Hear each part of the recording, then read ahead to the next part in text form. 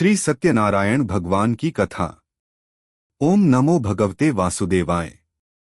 प्राचीन काल की बात है। एक समय नैमिषारण्य वन में अनेकों ऋषि मुनि तपस्या में लीन थे। वे सभी लोक कल्याण और मानव जीवन के उद्धार के उपायों पर विचार कर रहे थे। एक दिन उन्होंने महर्षि सूत जी से पूछा, हे सूत जी, इस कलियुग में मनुष्य अल्पायु, अल्पबुद्धि और कष्टों से घिरा हुआ है।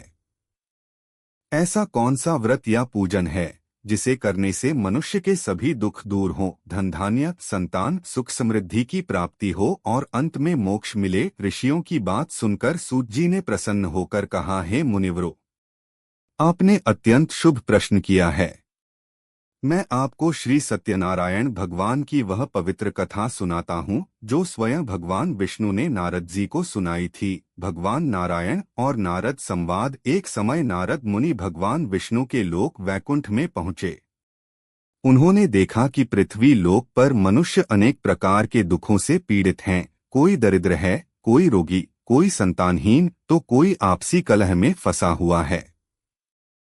नारद जी ने भगवान से प्रार्थना की, हे प्रभु, पृथ्वी लोक के प्राणियों के दुखों को कैसे दूर किया जाए। भगवान विष्णु बोले, हे नारद, कलियुग में श्री सत्यनारायण व्रत सबसे सरल और फलदायी है। जो भी श्रद्धा और भक्ति से इस व्रत को करेगा उसके सभी कष्ट दूर होंगे। इसके बाद भगवान ने सत्यनारायण व्रत की कथा सुनानी आरंभ की। प्रथम कथा। निर्धन ब्राह्मण। काशी नगरी में एक अत्यंत गरीब ब्राह्मण रहता था। वह सच्चा, धर्मपरायण और भगवान विष्णु का भक्त था, परंतु निर्धनता के कारण उसे प्रतिदिन भिक्षा मांगकर जीवन यापन करना पड़ता था। एक दिन भगवान विष्णु वृद्ध ब्राह्मण के रूप में उसके द्वार आए और बोले, वत्स, तुम अत्यंत दुखी क्यों हो। ब्राह्मण ने अपनी गरीबी की व्यथा सुना दी। तब भगवान ने कहा, तुम सत्यनारायण भगवान का व्रत श्रद्धा से करो, तुम्हारे सभी कष्ट दूर होंगे। ब्राह्मण ने व्रत किया और कुछ ही समय में उसे धन, सम्मान और सुख की प्राप्ति हुई। वह आनंदपूर्वक जीवन बिताने लगा।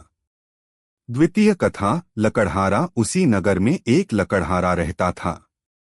वह प्रतिदिन जंगल जाकर लकड़ी काटता और बेचकर जीवन यापन करता था। एक दिन उसने उस ब्राह्मण से सत्यनारायण व्रत का महत्व सुना। लकड़हारे ने भी पूरी श्रद्धा से व्रत किया। व्रत के प्रभाव से उसकी लकड़ियां सोने जैसी मूल्यवान हो गईं। वह देखते ही देखते धनवान बन गया और सुखपूर्वक रहने लगा। तृतीय कथा। व्यापारी साधु। एक नगर में साधु नामक व्यापारी रहता था।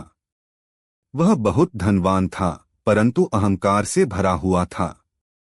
उसने सत्यनारायण व्रत किया, परंतु फल मिलने के बाद वह भगवान को भूल गया। एक बार व्यापार के लिए समुद्र यात्रा पर गया। मार्ग में उसका जहाज डूबने लगा। उसने भगवान को स्मरण किया और क्षमा मांगी। भगवान की कृपा से वह बच गया।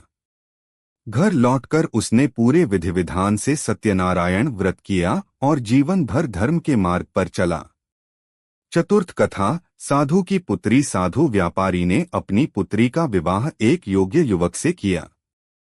विवाह के समय सत्यनारायण व्रत करने का संकल्प लिया, परंतु भूलवश व्रत नहीं किया। इसके परिणामस्वरूप उसकी पुत्री को अत्यंत कष्ट सहना पड़ा। बाद में जब पूरे विधि विधान से व्रत किया गया, तब भगवान की कृपा से सब कुछ ठीक हो गया। पंचम कथा। राजा तुंगध्वज। राजा तुंगध्वज एक शक्तिशाली लेकिन अहंकारी राजा था। एक दिन उसने देखा कि कुछ लोग सत्यनारायण व्रत कर रहे हैं, परंतु उसने उनका अपमान किया। भगवान उससे अप्रसन्न हुए और उसका धन, राज्य और सुख नष्ट हो गया। बाद में जब राजा ने पश्चाताप करके सत्यनारायण व्रत किया, तब उसे सब कुछ पुनः प्राप्त हुआ। व्रत का फल। भगवान विष्णु ने नारद जी से कहा, हे नारद, जो मनुष्य श्रद्धा, विश्वास और नियम पूर्वक सत्यनारायण व्रत करता है, उसे इस लोक में सुख समृद्धि और परलोक में मोक्ष की प्राप्ति होती है। कथा का सार। सत्य और धर्म का पालन करने से भगवान प्रसन्न होते हैं। अहंकार और वचन भंग से भगवान रुष्ट होते हैं। श्रद्धा, भक्ति और विश्वास से किया गया व्रत अवश्य फल देता है। उपसंहार, जो कोई भी श्रद्धा से इस श्री सत्यनारायण भगवान की कथा को सुनता या पढ़ता है, उसके घर में सुख, शांति, धन धान्य और आनंद बना रहता है। ओम नमो नारायणाय।